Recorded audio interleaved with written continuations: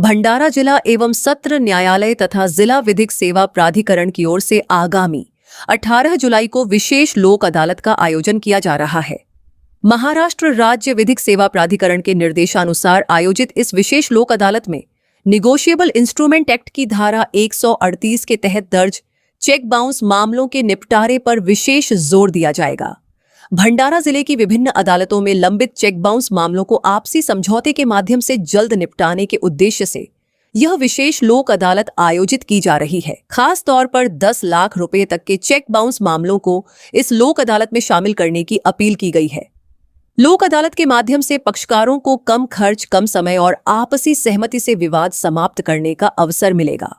जिला विधिक सेवा प्राधिकरण ने संबंधित पक्षों से अपील की है कि वे अपने मामलों को विशेष लोक अदालत में शामिल कर समझौते के जरिए न्यायालयीन विवाद का समाधान करें।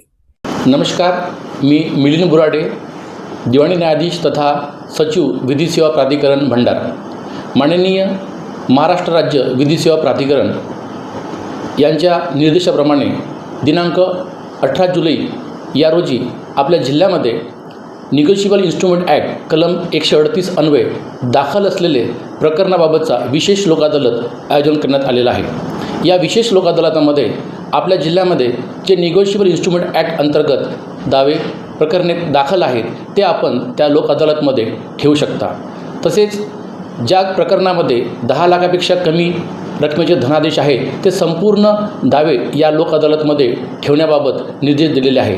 तरी सर्व पक्षकार बंधूंना तसेच सुविध अधिवक्त्यांना अशी विनंती करण्यात येते की दिनांक 18 जुलै रोजी घातलेल्या सदर विशेष लोक अदालतमध्ये आपण आपली प्रकरणे ठेवावी व सदर प्रकरणे निकाली काढण्याकरिता सहकार्य करावे।